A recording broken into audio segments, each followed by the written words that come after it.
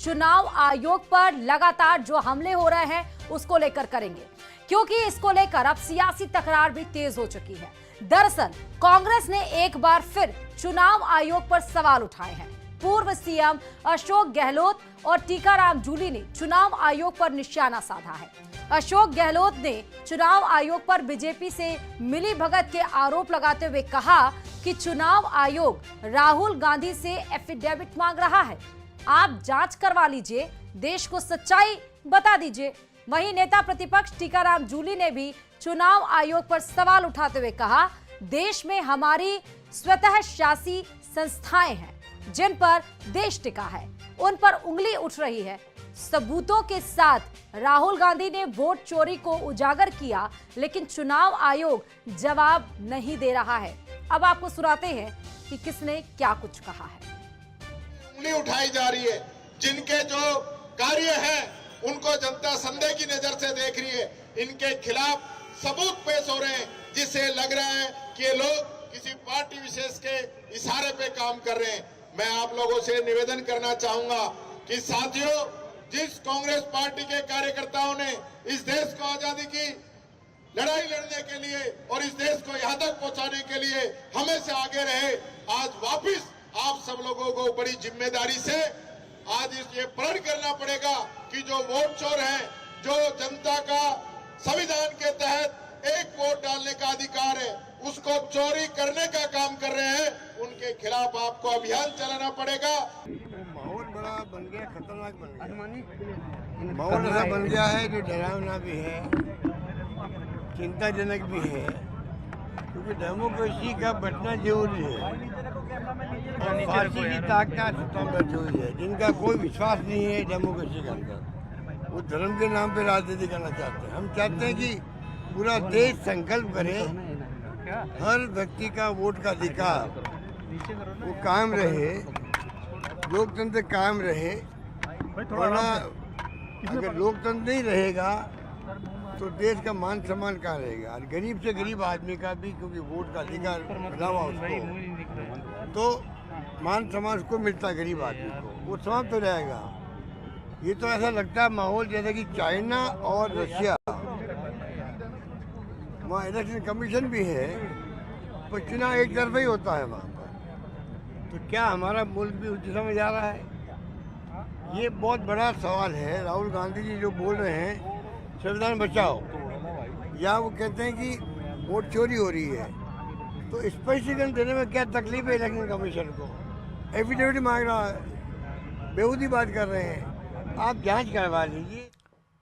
अलवर में मंत्री संजय शर्मा ने कांग्रेस पर निशाना साधा, कहा कि देश में कांग्रेस नेताओं के हालात खराब हो रहे हैं। कांग्रेस अब हर मुद्दे का विरोध करने लगी है। हर बात के विरोध से विरोध का परिणाम नहीं निकलता। क्या कुछ और बोला है संजय शर्मा ने, मंत्री संजय शर्मा ने, आपको सुनाते हैं। के पास कोई काम नहीं है, और मैं तो ये कहूँगा कि कांग्रेस के नेता और कार्यकर्ता ठल्ले ठलवा हैं, और बिना काम का दिमाग शैतान का दिमाग होता है। हर विकास के काम में विरोध करना उनकी परिणति है।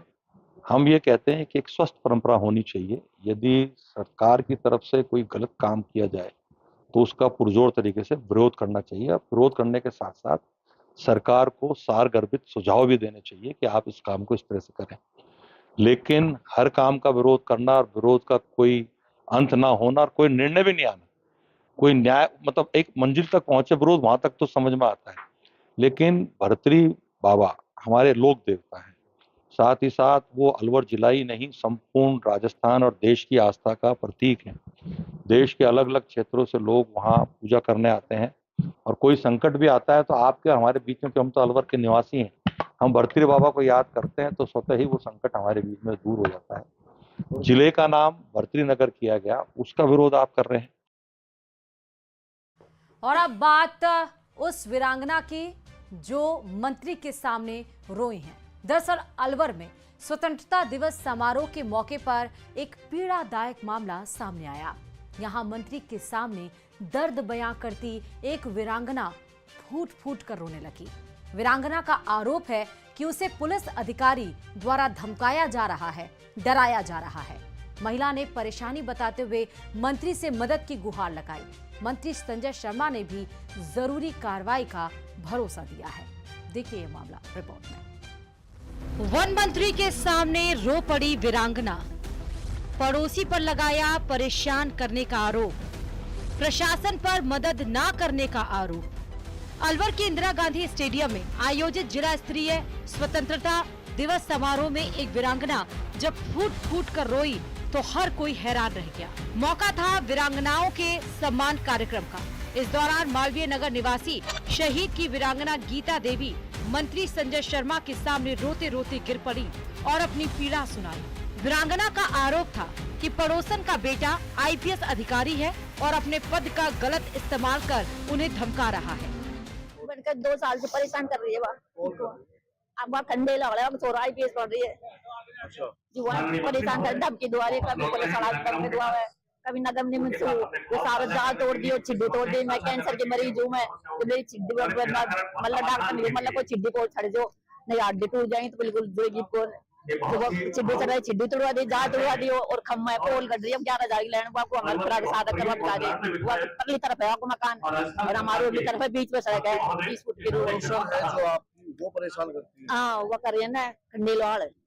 हाँ उसका बेटा आईपीएस है तो वह मोहन लाल है उसको नाम। दरअसल मामला घर के ऊपर से 11,000 वोल्ट की हाई टेंशन लाइन गुजरने का है। वीरांगना का कहना है कि परिवार की जान को खतरा है और बिजली विभाग के अधिकारी ध्यान नहीं दे रहे। वीरांगना गीता देवी को रोते देख वन मंत्री ने उन्हें संभाला, उनकी बात सुनी और हर संभव मदद का भरोसा दिया। एक माता शरीर ने बताया कि उनके पड़ोस में जो पड़ोसी हैं उन्होंने बिजली का खंभा लगा करके उनके घर के बगल में लगाया तो वो उससे आहत थी। आज ही उन्होंने मुझे प्रार्थना पत्र दिया है उनकी बेटी ने, उससे पहले मेरे संज्ञान में वो विषय लाए नहीं थे। निश्चित रूप से उसके जिसने भी लगवाया है या गलत तरीके से लगा है उसका पहले परीक्षण कराएंगे, गलत तरीके से लगा है तो उसको हटवाने का काम करेंगे। मंच पर हुई इस घटना को देखकर समारोह में मौजूद लोग भी भावुक हो गए। वीरांगना की आंखों से छलका दर्द ये सवाल खड़ा करता है कि क्या देश के लिए अपना सब कुछ न्यौछावर करने वाले परिवारों को न्याय दिलाने में हमारी व्यवस्था इतनी लाचार है। अलवर से न्यूज़ 18 राजस्थान के लिए नितिन तिवारी की रिपोर्ट। तो चलिए अब बात झालावाड़ से बड़ी खबर की। 7 साल का मासूम गड्ढे में गिर गया है। करंट लगने से मासूम की मौत बताई जा रही है। गड्ढे में बिजली का तार टूटकर गिरा हुआ था और घटना से ग्रामीण अब आक्रोशित हो रहे हैं और प्रदर्शन किया जा रहा है। लापरवाह कर्मचारियों के खिलाफ कार्रवाई की मांग की जा रही है। परिजनों ने मुआवजे की मांग की है। दरअसल आपको बताते चले कि 7 साल का बच्चा साइकिल चला रहा था। बच्चा पानी के गड्ढे में गिरा। गड्ढे में बिजली का तार टूटा हुआ पड़ा था और जिस वजह से बच्चे को करंट लगा। हादसे में बालक मनन राठौर की मौत हो गई। घटना से आक्रोशित ग्रामीण प्रदर्शन कर रहे हैं, जिसकी तस्वीरें आप अपने टीवी स्क्रीन पर देख रहे होंगे। सुनील कस्बे के प्रताप सर्किल पर यह प्रदर्शन हो रहा है। लापरवाह कर्मचारियों के खिलाफ कार्रवाई की मांग हो रही है। मृतक बालक के परिजनों को मुआवजा देने की भी मांग है। मौके पर पुलिस और प्रशासनिक अधिकारी पहुंच चुके हैं। समझाइश का दौर जारी है। सुनील कस्बे के हाउसिंग बोर्ड कॉलोनी इलाके की घटना ये बताई जा रही है।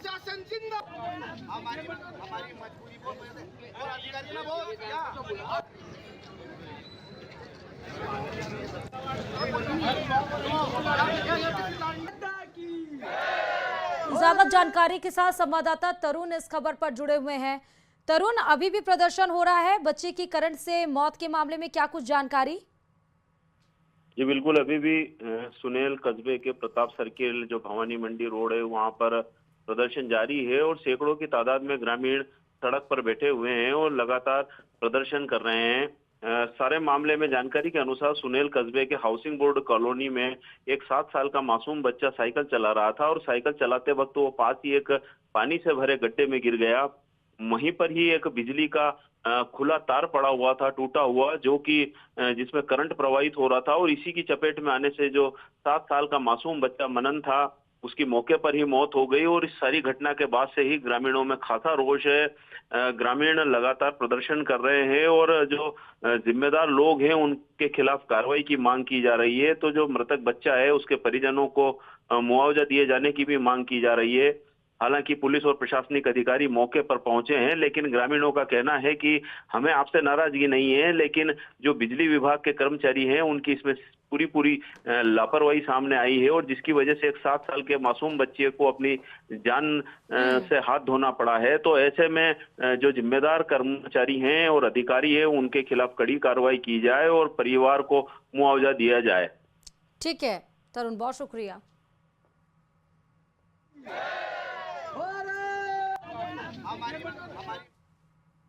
और चलिए